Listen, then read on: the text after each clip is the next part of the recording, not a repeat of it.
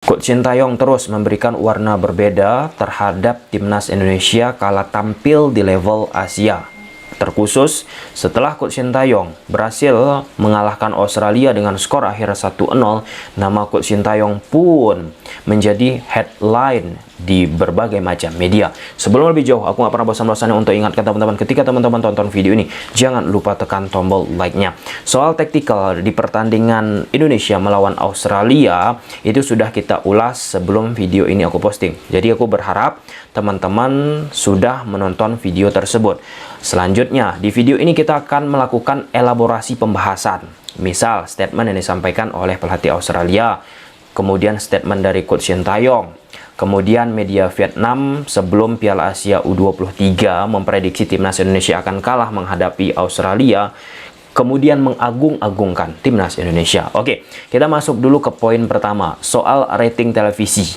Yang tentunya ini menjadi menu wajib bahasan kita pada saat timnas Indonesia bermain ataupun mengikuti turnamen atau event A, B, C, D, E. Nah, di pertandingan pertama Indonesia menghadapi Qatar, dari 15 besar program di televisi, teman-teman, laga Qatar menghadapi Indonesia berada di urutan pertama yang ditayangkan oleh RCTI. Ini belum kita lihat lagi data dari OTT, kemudian ya streaming ataupun TV berlangganan. Namun secara free to air yang disiarkan oleh RCTI, laga Qatar menghadapi Indonesia berada di puncak klasemen. Kemudian diikuti kedua sinetron, teman-teman. Kemudian ketiga ada sinetron, kemudian keempat ada sinetron, kelima ada sinetron juga. Ya, untuk bicara sepak bola di penonton layar kaca Indonesia, teman-teman, menjadi salah satu tontonan unggulan, sehingga ketika pertandingan sepak bola Indonesia tampil di layar televisi, nggak heran selalu berada di puncak klasemen atau rata-rata berada di 3 besar. Nah, kemudian untuk pertandingan selanjutnya Indonesia melawan Australia kembali berada di urutan pertama, disiarkan oleh RCTI. Kemudian di urutan kedua, sinetron dengan judul Aku Mencintaimu Karena Allah, disiarkan RCTI. Kemudian ketiga ada Tertawan Hati SCTV, keempat Bidadari Surgamu, kelima Upin Ipin. Nah, sepak bola, sepak bola, sepak bola. Lantas apa kaitannya Bang Tom, rating televisi yang kita bahas ini dengan perkembangan sepak bola Indonesia? Ya, bicara soal industri. Ketika kita bicara data rating sepak bola Indonesia, timnas Indonesia kita berada di puncak klasemen. Ini kalau misalnya dikelola dengan oke, dengan proper, aku bilang sekarang ini coba sudah mengarah ke sisi yang baik, teman-teman. Bayangkan aja lah bagaimana industri sepak bola Indonesia kita, yang notabene ketika sepak bola nggak ada dominasi di layar televisi, dipuncaki oleh sinetron, drama. Nah, hal tersebut bisa dipatahkan ketika pertandingan timnas Indonesia ditayangkan di televisi, teman-teman. Kita bukan bicara eranya Coach Sintayong aja. Ini udah sering kita ulas, teman-teman. Eranya Coach Indra Sapri, eranya Coach Bima, eranya Coach Luis Mia, dan lain sebagainya. Itu data statistiknya. Indonesia tayangannya tetap berada di puncak klasemen ataupun 3 atau 2 besar. Nah, ya, ini pun sekaligus memperjelas, teman-teman, supporter Indonesia, mau itu level senior, level U23, U20, U19, U17, bawah-bawah lagi, kalau misalnya ada, teman-teman, tetap menjadi primadona. Meskipun ada orang yang bilang, ngapain aku menonton pertandingan, pelatih nggak jelas, pelatih nggak oke, pemain nggak oke, bla bla bla bla. Tapi dari data statistik, teman-teman, data rating, tentu itu menjadi salah satu parameter bagi brand-brand pengiklan meletakkan slot iklannya di program tersebut. Faktanya Indonesia mau level apapun banyak untuk ditonton. Dan tentu Indonesia menghadapi Jordania menjadi salah satu laga penentu bagi timnas Indonesia, teman-teman. Di atas kertas pasti akan berada di urutan pertama lagi. Ya 99,9% lah ya.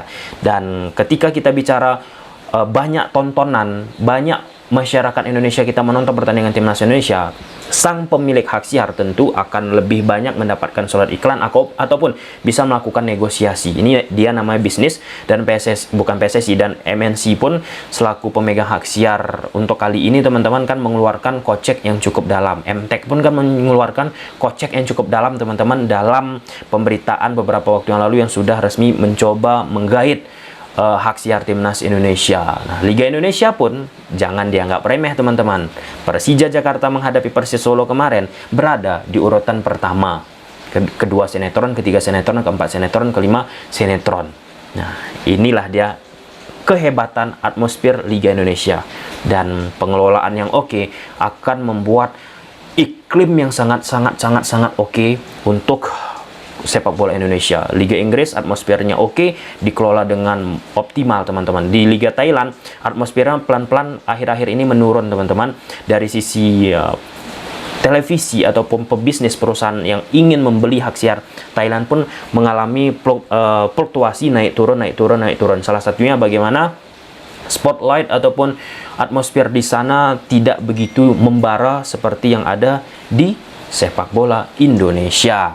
Oke, kemudian poin kedua yang kita bahas, pelatih Australia teman-teman memuji kiper timnas Indonesia Hernando Ari yang udah kita bahas kemarin, gila banget, dan aku rasa ini salah satu kiper yang sangat sangat memiliki prospek oke di masa yang akan datang teman-teman. Secara postural tidak begitu tinggi menjulang teman-teman, namun secara pergerakan, intuisi, feeling, kemudian yang paling penting bagaimana Coach Sintayong menuntut kiper timnas Indonesia itu bisa tenang agar mampu memprogresikan bola dari kaki ke kaki 1-2 sentuhan build up.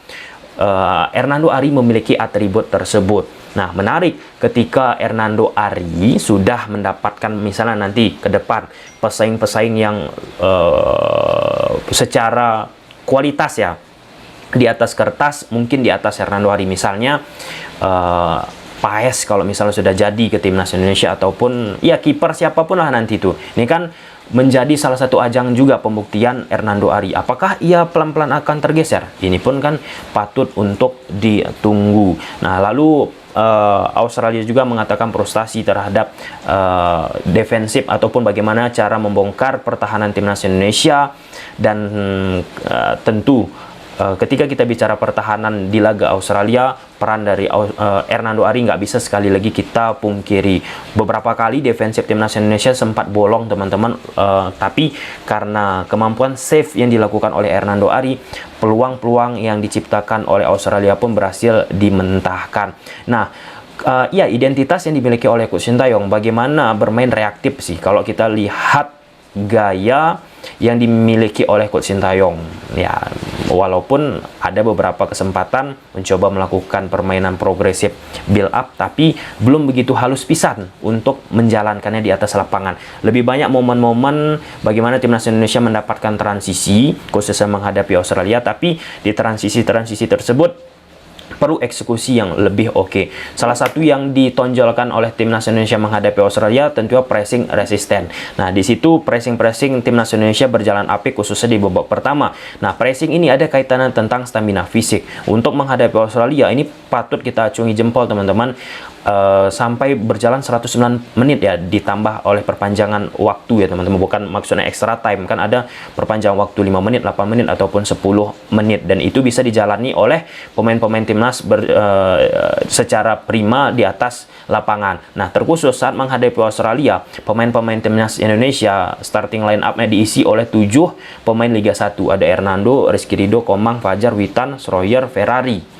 Nah, ini juga disorot ataupun dimention oleh Coach Sintayong juga kan, bahwasanya dengan penampilan yang oke ditampilkan oleh pemain-pemain tersebut di Liga 1, setidaknya itu mampu bisa mempercepat harmonisasi dengan skuad pemain timnas Indonesia lainnya, seperti pemain-pemain yang bermain dari luar negeri, dan itu bisa terkonversi di laga Australia. Contohnya yang sudah kita sebut kemarin di video pembahasan taktikal Australia menghadapi Indonesia, James Kelly Schroyer menjadi salah satu penampilan terbaiknya, dan itu banyak diaminkan oleh banyak pihak teman-teman. Kebetulan Schroyer di Liga 1 bersama Persik Kediri cukup intens aku mengikutinya, dan salah satu poin yang aku tegaskan di situ decision making, keterlambatan sering dilakukan oleh Schroyer, dan ya menghadapi Australia terlambat, terlalu sering membawa bola, akhirnya itu tetap menjadi PR. Tapi Coach Sintayong sudah bilang pemain-pemain tersebut jauh meningkat pesat kalau misalnya kita bandingkan dengan beberapa edisi-edisi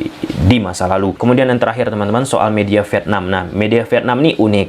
Jadi sebelum timnas Indonesia berlaga di Piala Asia U23, Soha lebih tepatnya teman-teman memprediksi timnas Indonesia akan mengalami kekalahan menghadapi Australia dengan skor akhir 0-3. Nah, lalu timnas Indonesia ternyata bisa memutar balik keadaan dengan bisa mengalahkan Australia dengan skor 1-0. Dan banyak orang memprediksi Australia juga menjadi salah satu kontender untuk bisa meraih Piala Asia U23 dengan segala persiapan yang mereka lakukan. Sehingga media Vietnam pun akhirnya setelah timnas Indonesia berhasil mengalahkan Australia, mengubah judulnya Timnas Indonesia Mengguncang Asia. Ini kan salah satu sejarah yang sangat penting bagi Coach Sintayong secara khusus teman-teman. Karena apa? Ini menjadi kemenangan pertama bagi Sintayong bersama timnas Indonesia U23, khususnya timnas Indonesia U23. Apalagi ini kesempatan pertama yang dilakoni oleh timnas Indonesia. Nggak mudah ketika